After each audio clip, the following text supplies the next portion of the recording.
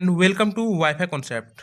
तो चलिए आज हम लोग 2 जनवरी का सेकंड शिफ्ट का एग्ज़ाम हो चुका है दिल्ली पुलिस कांस्टेबल का। और जितने भी यहाँ पर क्वेश्चन भेजे गए हैं सारे आपको देखने को मिल जाएंगे।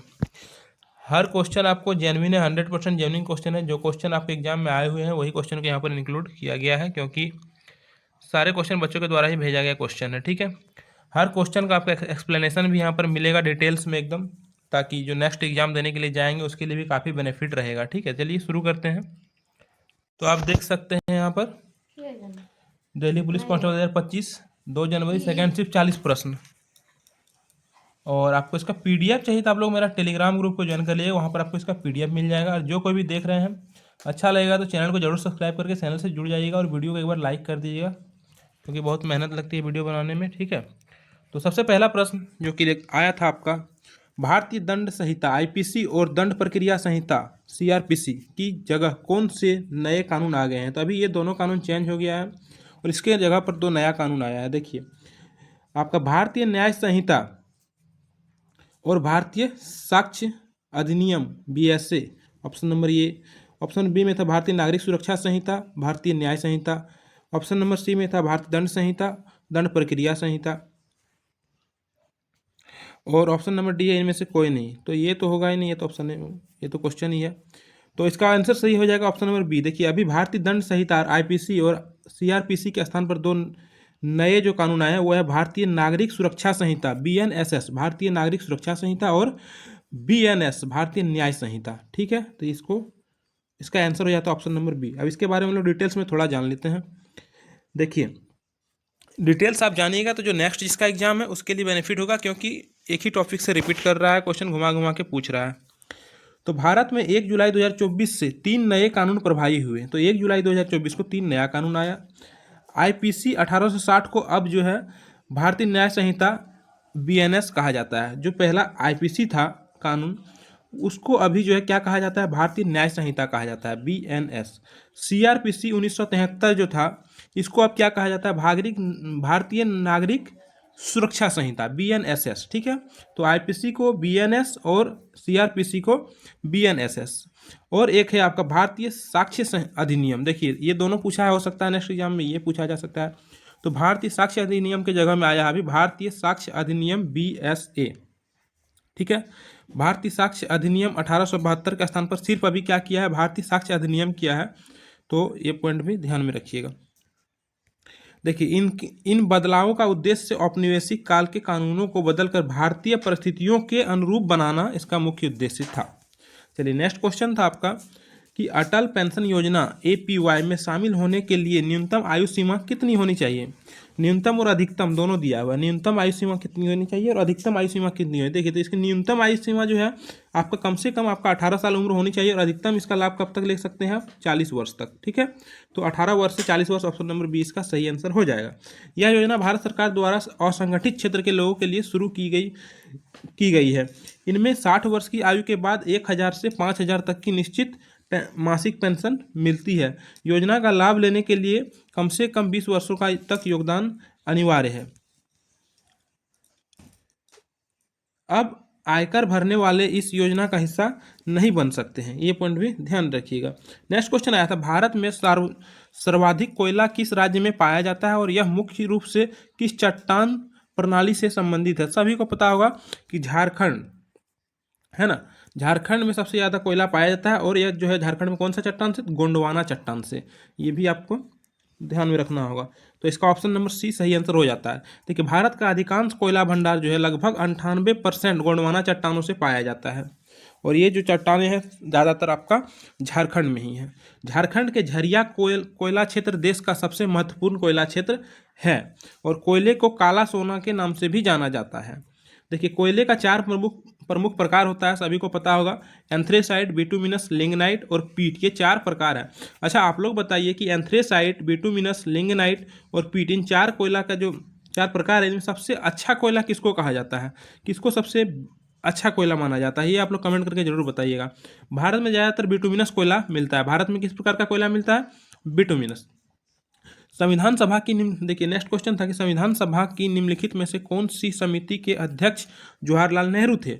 तो प्रारूप समिति के अध्यक्ष, प्रांतीय समिति के अध्यक्ष, संघ समिति के अध्यक्ष या फिर मौलिक अधिकार समिति के अध्यक्ष। देखिए जो यूनियन कॉन्स्टिट्यूशन कमेटी जो था, संघ संविधान समिति, इसके अध्यक्ष जो था जवाहरलाल नेहरू थे। ठीक है, ये पॉइंट याद रखिएगा। चलिए अच्छा, आप लोग बताइए प्रारूप समिति के अध्यक्ष कौन थे? आप लोग कमेंट करके जरूर बताइएगा कि प्रारूप समिति के अध्यक्ष कौन थे। ठीक है, तो यहाँ पर हो गया जवाहरलाल नेहरू, संघ शक्ति समिति और राज्य समिति के भी अध्यक्ष है, तो दोनों याद रखिएगा। राज्य समिति के भी अध्यक्ष कौन थे? जवाहरलाल नेहरू। देखिए आप लोग अगर कमेंट करके नहीं बताए हैं तो अब हम लोग यहाँ पर बता देते हैं। प्रारूप समिति के अध्यक्ष डॉक्टर भीमराव अम्बेडकर थे। कौन थे? प्रारूप समिति के अध्यक्ष डॉक्टर भीमराव अम्बेडकर, और काफी बार ये क्वेश्चन आया है। प्रांतीय संविधान समिति के नेतृत्व सरदार वल्लभ भाई पटेल ने किया था। तो पूछा जाए कि प्रांतीय संविधान समिति के अध्यक्ष कौन थे? तो सरदार वल्लभ भाई पटेल। संविधान सभा के अस्थायी अध्यक्ष कौन थे? डॉक्टर राजेंद्र प्रसाद। अच्छा, आप लोग बताइए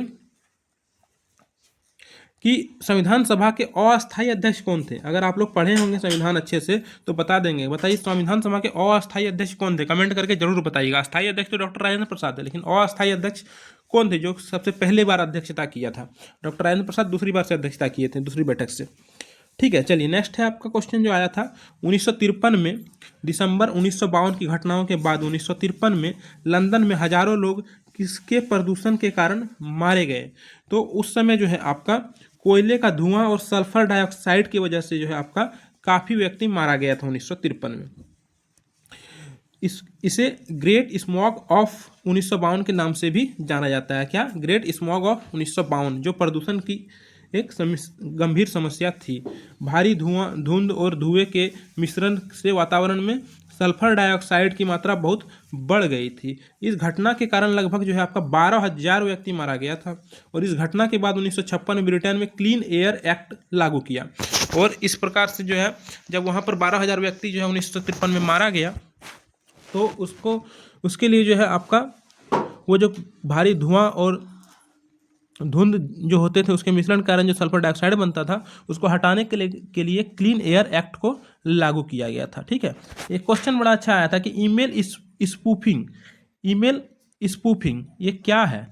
तो देखिए ईमेल स्पूफिंग जो है ना आपका, वो क्या होता है कि सेंडर एड्रेस का जो है प्रेषक का पता बदलकर धोखाधड़ी करना। यानी कि जो सेंडर होता है उसका पता जो है, जो सेंडर होता है भेजने वाला, उसका एड्रेस को चेंज करके धोखाधड़ी करने का जो काम होता है उसी को ईमेल स्पूफिंग कहा जाता है। ठीक है, प्रेषक का पता बदलकर धोखाधड़ी करना ही आपका ईमेल स्पूफिंग कहलाता है। कुछ अतिरिक्त पॉइंट इसके बारे में जानते हैं। यह एक साइबर हमला है। इसमें ईमेल को ऐसा दिखाया जाता है जैसे वह किसी भरोसेमंद व्यक्ति या संस्था से आया हो। इसका उपयोग अक्सर फिशिंग हमलों में यूजर की गोपनीय जानकारी जैसे पासवर्ड या बैंक विवरण चुराने के लिए किया जाता है। स्पूफिंग ईमेल में अक्सर भ्रामक लिंक या हानिकारक फाइलें होती हैं। इससे बचने के लिए ईमेल भेजने वाले के एड्रेस की बारीकी से जांच करनी चाहिए। ठीक है, तो ये होता है ईमेल स्पूफिंग।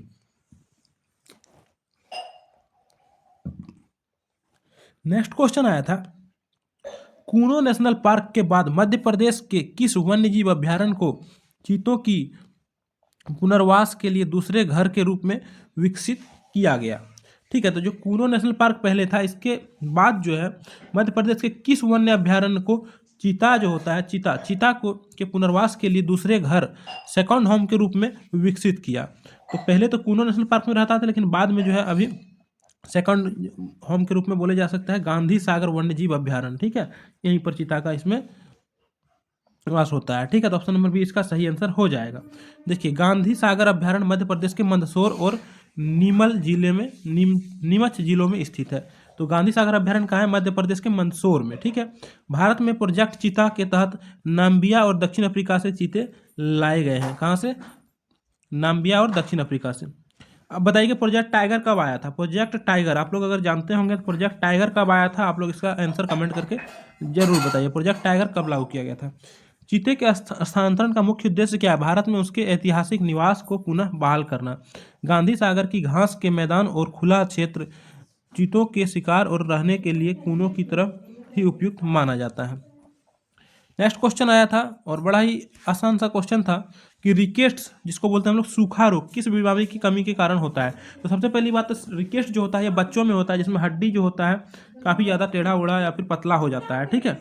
और यह विटामिन डी के कमी के कारण आता है। विटामिन डी जो कि आपको धूप से भी मिलता है, तो उसी की कमी के कारण रिकेट्स हो जाता है। रिकेट्स मुख्य रूप से बच्चों में होता है और जिसमें हड्डियाँ नरम और कमज़ोर हो जाती है। विटामिन डी शरीर में कैल्शियम और फॉस्फोरस को अवशोषण में मदद करती है। सूर्य के प्रकाश से विटामिन डी मुख्य रूप से मिलता है, ठीक है।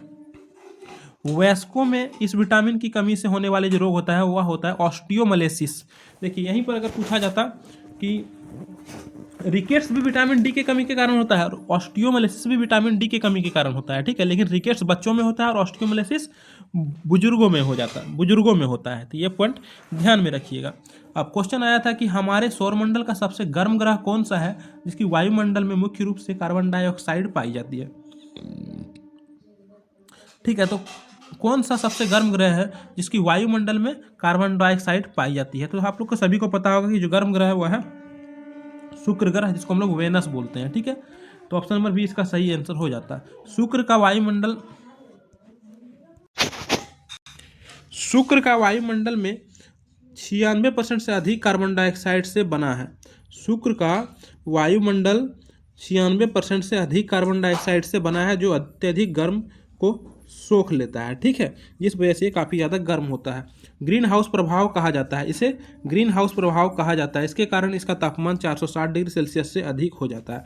शुक्र का आकार और बनावट जो है पृथ्वी के समान होने के कारण इसे पृथ्वी की जुड़वा बहन भी कहा जाता है। ये पॉइंट भी याद रखिएगा कि शुक्र को पृथ्वी की जुड़वा बहन कहा जाता है, ठीक है।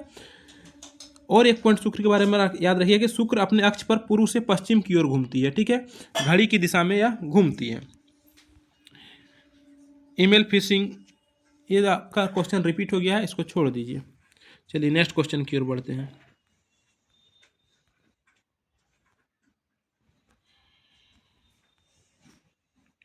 हाँ, नेक्स्ट क्वेश्चन है आपका प्रसिद्ध उपन्यास द इंग्लिश पेशेंट के लेखक कौन है। तो इंग्लिश पेशेंट के जो लेखक है वह है माइकल ओंडाचे। कौन है? माइकल ओंडाचे जो है आपका, माइकल ओंडाचे जो है आपका यह प्रसिद्ध उपन्यास इंग्लिश पेशेंट के लेखक थे, जो कि आपका ये क्वेश्चन आया हुआ है, ठीक है। देखिए इस उपन्यास ने 1992 प्रतिष्ठित पुरस्कार बुकर पुरस्कार जीता था, ठीक है।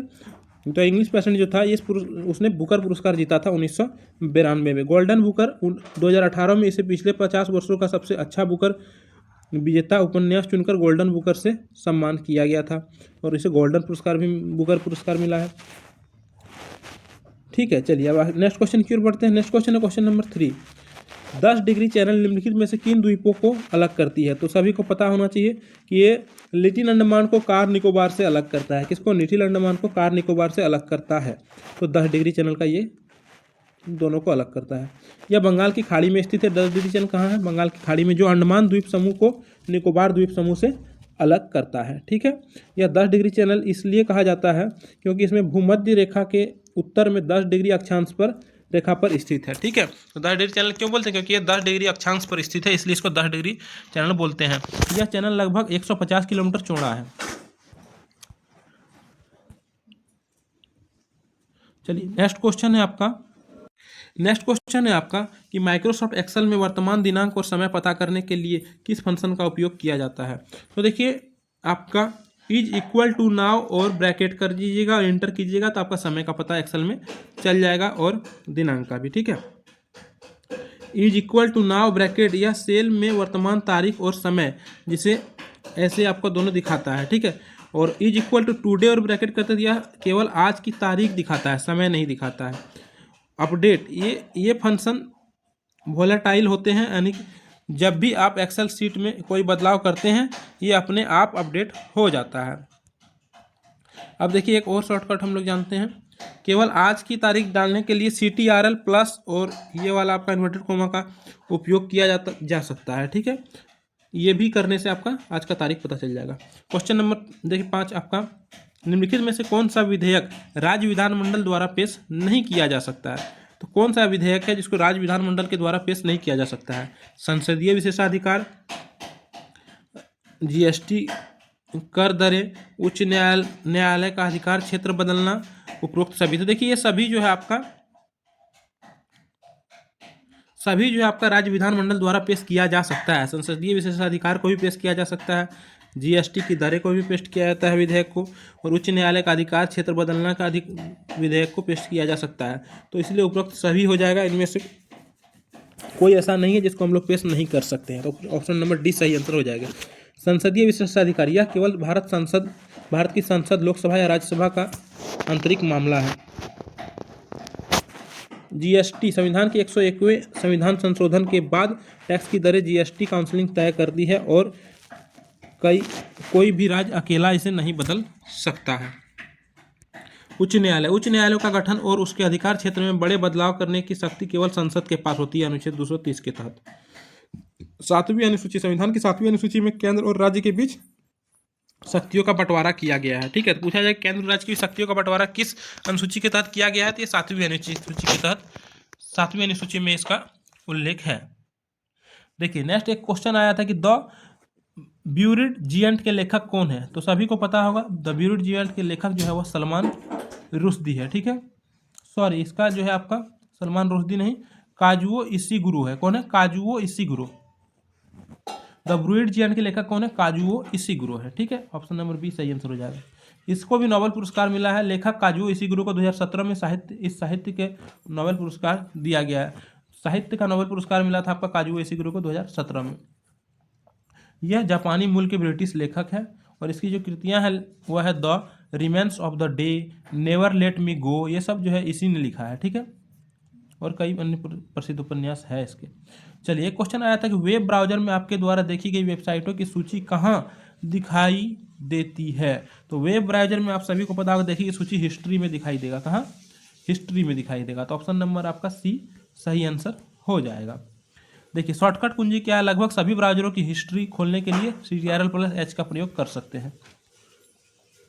चलिए नेक्स्ट क्वेश्चन है आपका क्वेश्चन नंबर 8। दिसंबर 2025 में भारत के मुख्य न्यायाधीश के पद पर किसे नियुक्त किया गया है। तो भारत का जो मुख्य न्यायाधीश जो है दिसंबर 2025 में नियुक्त किया गया है वह है जस्टिस संजीव खन्ना। कौन है? अभी जस्टिस संजीव खन्ना को जो है मुख्य न्यायाधीश के रूप में, भारत के मुख्य न्यायाधीश के रूप में नियुक्त किया गया है। तो ऑप्शन नंबर 20 सही आंसर हो जाता है। देखिए जस्टिस संजीव खन्ना भारत के 91वें मुख्य न्यायाधीश बने हैं। कितने नंबर के? कभी कभी नंबर भी पूछा जाता है, ध्यान में रखिएगा कि संजीव खन्ना जो है भारत के 91वें मुख्य न्यायाधीश बने हैं।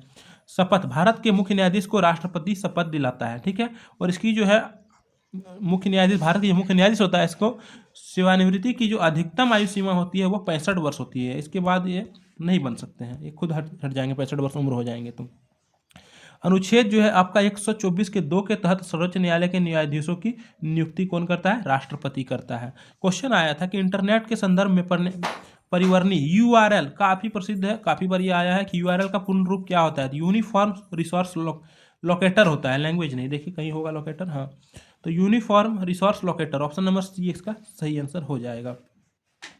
देखिए इसका कार्य क्या होता है? URL इंटरनेट पर किसी भी फाइल, वेबसाइट या इमेज का एक विशिष्ट पता होता है, यानी कि एक यूनिक एड्रेस को बताता है URL। ठीक है, URL मुख्य 3 हिस्से में होता है, एक प्रोटोकॉल, डोमेन नेम, और प्रोटोकॉल जैसे कि HTTP, कभी कभी HTTP का ही फुल फॉर्म पूछा जाता है तो इसका फुल फॉर्म होता है हाइपर टेक्स्ट ट्रांसफर प्रोटोकॉल। और एक होता है HTML, उसका भी फुल फॉर्म कहीं पूछा जाता है तो वो होता है हाइपर टेक्स्ट मार्कअप लैंग्वेज। वो दोनों को जरूर याद रखिएगा। ठीक है, और तीसरा पाथ को बताता है। अच्छा, URL की खोज किसने किया था? टिम बर्नर्स-ली ने किया था 1994 में। ठीक है, ये भी याद रखिए। URL को ब्राउजर DNS की मदद से IP एड्रेस में बदलना है ताकि सर्वर तक पहुंचा जा सके। देखिए क्वेश्चन नेक्स्ट आया था क्वेश्चन नंबर, माइक्रोसॉफ्ट एक्सेल में किसी एक्टिव सेल वाले पूरे कॉलम को सिलेक्ट करने के लिए कौन सी कीबोर्ड शॉर्टकट का प्रयोग किया जाता है। तो देखिए कीबोर्ड का जो है कॉलम का सेल को कंप्लीट को अगर सेलेक्ट करना है तो CTRL+स्पेस बार का प्रयोग करना होता है। ठीक है, CTRL+स्पेस बार इसका पूरी रो को सिलेक्ट करने के लिए किया जाता है। CTRL+A का प्रयोग करते हैं तो पूरी सीट को सिलेक्ट करने के लिए प्रयोग किया जाता है, यानी पूरे सीट ही सिलेक्ट हो जाएगा। और CTRL+Shift++ की को अगर सिलेक्ट करते हैं, तीनों को एक साथ दबाते हैं तो नया कॉलम या रो जोड़ने के लिए उपयोग किया जाता है। ठीक है, और अगर माइनस का करते हैं तो सिलेक्ट किए गए कॉलम या रो को डिलीट करने के लिए प्रयोग किया जाता है। चलिए नेक्स्ट क्वेश्चन है आपका, नेक्स्ट क्वेश्चन है भारतीय संविधान का अनुच्छेद 1968। देखिए क्वेश्चन आया था कि भारतीय संविधान के अनुच्छेद 368 के तहत निम्नलिखित में से कौन से प्रावधानों में संशोधन के लिए राज्यों के विधानमंडलों द्वारा अनुसमर्थन आवश्यक है? मौलिक अधिकार, राज्य के नीति निर्देशक, संघीय प्रावधान। तो संघीय प्रावधान, ठीक है, ऑप्शन नंबर सी इसका सही आंसर हो जाता है। अनुच्छेद 368 संविधान के संशोधन की प्रक्रिया बताता है, ठीक है ना। अनुच्छेद 368 क्या होता है? अनुच्छेद संविधान का संशोधन जो किया करने का जो प्रावधान है भारत में, वो अनुच्छेद 368 के तहत ही है, ठीक है ना। उसको यानी संविधान संशोधन को किस अनुच्छेद के तहत उल्लेखित है? तो अनुच्छेद 368। विशेष बहुमत प्लस राज्यों की सहमति, जब संविधान के संघीय ढांचे राष्ट्र में बदलाव करना होता है।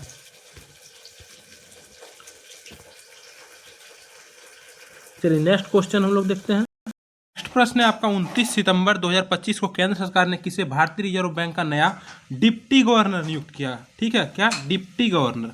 तो शिशिर चंद्र मुर्मू, ठीक है, शिशिर चंद्र मुर्मू को जो है डिप्टी गवर्नर के रूप में नियुक्त किया गया है। देखिए 9 अक्टूबर 2025 में यह प्रभावी में आवे और वह जो इस पद पर राजेश्वर राव का स्थान लेंगे, यानी कि राजेश्वर राव जो कि पहले डिप्टी गवर्नर थे, इसको हटा करके अभी शिशिर चंद्र मुर्मू को किया है। देखिए आरबीआई में कुल 4 डिप्टी गवर्नर होते हैं, ठीक है, कितने? 4 डिप्टी गवर्नर होते हैं। आरबीआई के वर्तमान में गवर्नर को है शक्तिकांत दास, याद रखिएगा, क्वेश्चन आ सकता है कि शक्तिकांत दास जो है वर्तमान में आरबीआई के आपका गवर्नर है, ठीक है। चलिए नेक्स्ट है आपका मौलिक कर्तव्य से क्वेश्चन आया था और मूल कर्तव्य 42वां संविधान संशोधन से क्वेश्चन आया था।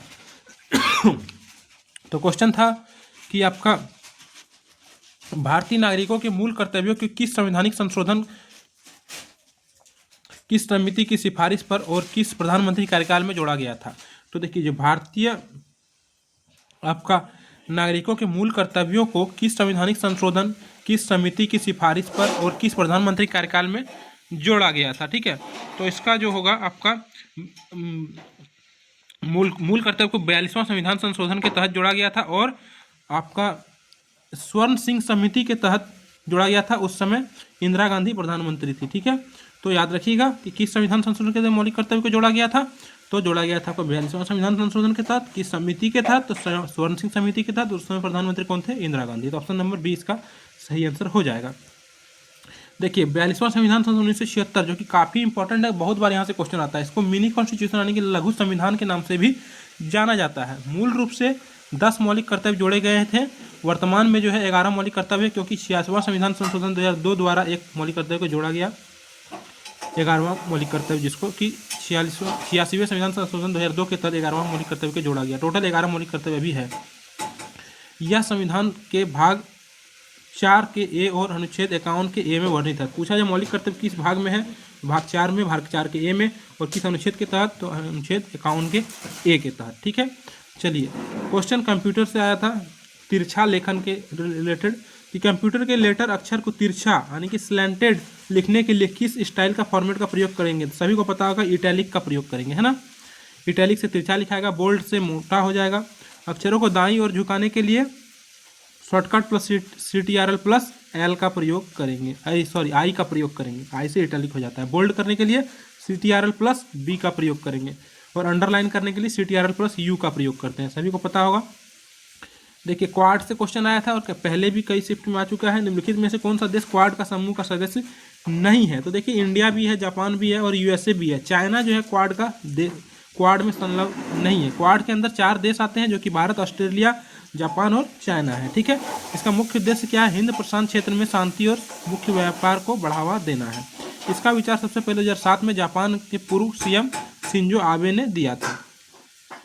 एक क्वेश्चन आया था कि 2023 की नेशनल बैडमिंटन चैंपियनशिप भारत के किस शहर में आयोजित किया गया था? तो नेशनल बैडमिंटन चैंपियनशिप जो है 2023 में भारत के पुणे शहर में आयोजित किया गया था। कहाँ? पुणे शहर में। ऑप्शन नंबर सी इसका सही आंसर हो जाएगा। देखिए महिला एकल खिताब अनुपमा उपाध्याय ने जीता इसमें, और पुरुष एकल खिताब को मिथुन मंजूनाथ ने जीता था। यह चैंपियनशिप भारतीय बैडमिंटन संघ द्वारा आयोजित किया गया था। 2023 में जो आपका आयोजन हुआ था आपका badminton championship, national badminton championship, यह पुणे में आयोजित किया गया था, जो कि आपको भारतीय बैडमिंटन संघ के द्वारा किया गया था इसका आयोजन। देखिए क्वेश्चन आया था CTRL प्लस 0 काफ़ी ज़्यादा शॉर्टकट आ रहे हैं, शॉर्टकट को आप लोग जरूर याद कर लीजिएगा और देख लीजिएगा, क्योंकि शॉर्टकट से भी 1-2 क्वेश्चन बन जाएंगे आपके। CTRL+0 जो है कीबोर्ड शॉर्टकट का क्या कार्य करता है? देखिए CTRL+0 जो होता है ना, यह जूम लेवल को डिफ़ॉल्ट पर रीसेट करता है, यानी कि जो डिफ़ॉल्ट पहले से रहता है उसी पर रीसेट कर देता है जूम लेवल को, ठीक है। ऑप्शन नंबर सी इसका सही आंसर हो जाता। CTRL+N से जो है नया दस्तावेज बनाता है। देखिए हम ऊपर में ही आपको बताएं कि HTTP का फुल फॉर्म क्या होता है। देखिए आज क्वेश्चन आया भी था कि HTTP का फुल फॉर्म क्या होता है, तो hyper text transfer protocol, option number ए इसका सही आंसर हो जाएगा। HTTP और HTML, ठीक है, ये आपका काफ़ी बार आते ही रहता है। HTML का फुल फॉर्म होगा हाइपर टेक्स्ट मार्कअप लैंग्वेज, ये भी ध्यान में रखिएगा। www देखिए पर डेटा ट्रांसफर करने का मुख्य प्रोटोकॉल है, ठीक है, और www का फुल फॉर्म होता है वर्ल्ड वाइड वेब, ठीक है। वर्ल्ड वाइड वेब पर डेटा ट्रांसफर करने का मुख्य जो है प्रोटोकॉल होता है वह HTTP ही होता है। एक होता है HTTPS, एस का यहाँ मतलब होता है सिक्योर, तो इसका सुरक्षित वर्जन है, यानी कि hyper text transfer protocol secure इसका फुल फॉर्म है। देखिए एक क्वेश्चन आया था, कछवाहा वंश से पहले जयपुर में किसका शासन था? तो कछवाहा वंश से पहले जयपुर में किसका शासन था?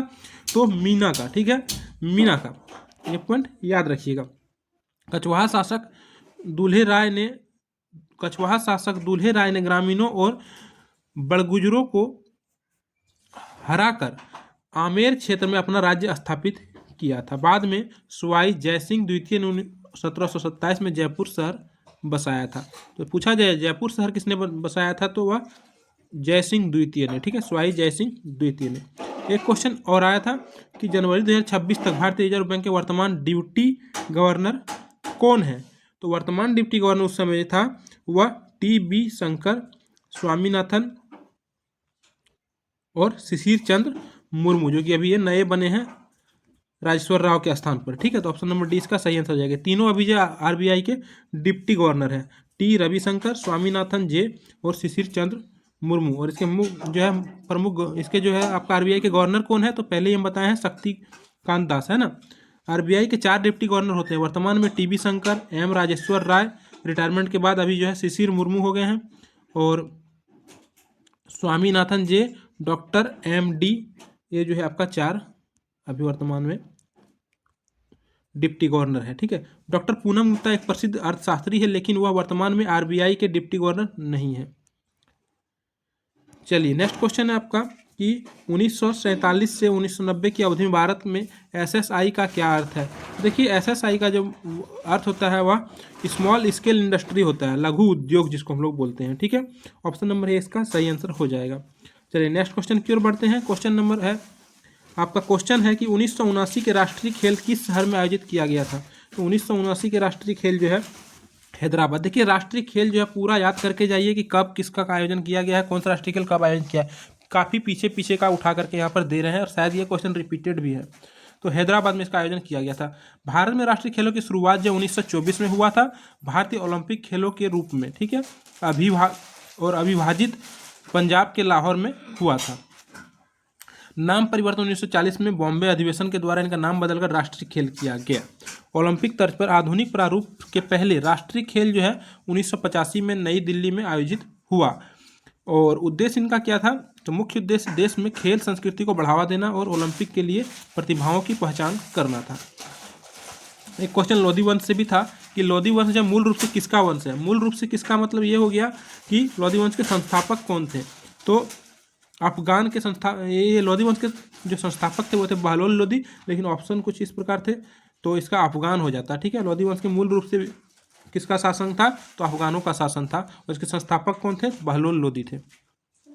लोधी वंश के संस्थापक बहलोल लोधी, और 1451 में इसका स्थापना हुआ था। अंतिम वंश जो है यही थे दिल्ली सल्तनत के, और ये 5वां और अंतिम वंश थे, ठीक है। पूछा जाए कि दिल्ली सल्तनत का अंतिम वंश कौन सा है, तो लोधी वंश है।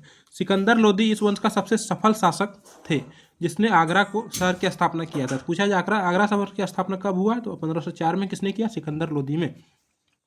1526 के पानीपत के प्रथम युद्ध में बाबर ने इब्राहिम लोधी को हराकर मुगल साम्राज्य की नींव रखी। तो पानीपत का प्रथम युद्ध किसके बीच हुआ था? बाबर और इब्राहिम लोधी के बीच, जिसमें बाबर ने इब्राहिम लोधी को हरा दिया था, और 1526 में पानीपत का पहला युद्ध हुआ था। चलिए बताइएगा आप लोग कमेंट करके कि पानीपत का दूसरा युद्ध और पानीपत का तीसरा युद्ध कब हुआ था, किस डेट को, किसके किसके बीच हुआ था। आप लोग को अगर जानकारी होगा तो वीडियो रोक करके जरूर कमेंट करके इसका आंसर बताइएगा। देखिए ऑप्शन आया था कि क्वेश्चन था कि पेरिस 2024 ओलंपिक में कांस्य पदक जीतने के बाद 2024 के FIH यानी कि men's player of the year पुरस्कार किसने जीता था। FIH men's player of the पुरस्कार किसने जीता, जो कि आपका पेरिस 2024 ओलंपिक में कांस्य पदक भी जीता था। तो हरमनप्रीत सिंह ने, किसने, हरमनप्रीत सिंह, जो कि एक हॉकी खिलाड़ी है, भारत के कप्तान है, हॉकी कप्तान, भारतीय कप्तान हरमनप्रीत सिंह भारतीय पुरुष हॉकी टीम के कप्तान है और ये वे एक बेहतरीन ड्रैग फ्लिपर है। ठीक है, पेरिस 2024 में उन्होंने जो है सर्वाधिक गोल 10 गोल दागा था और इसलिए उसको कांस्य पदक भी मिला था। पीआर श्रीजेश को जो है दिग्गज गोलकीपर, पीआर श्रीजेश को FIH goalkeeper of the year भी चुना गया है। तो ये भी याद रखिए कि FIH goalkeeper of the year किसे चुना गया, पीआर श्रीजेश को। और भारतीय हॉकी टीम ने टोक्यो 2020 और पेरिस 2024 दोनों में लगातार 2 कांस्य पदक जीता। तो 2020 में भी एक कांस्य पदक जीता था, 2024 में भी एक कांस्य पदक जीता। ठीक है, नेक्स्ट क्वेश्चन की ओर बढ़ते हैं।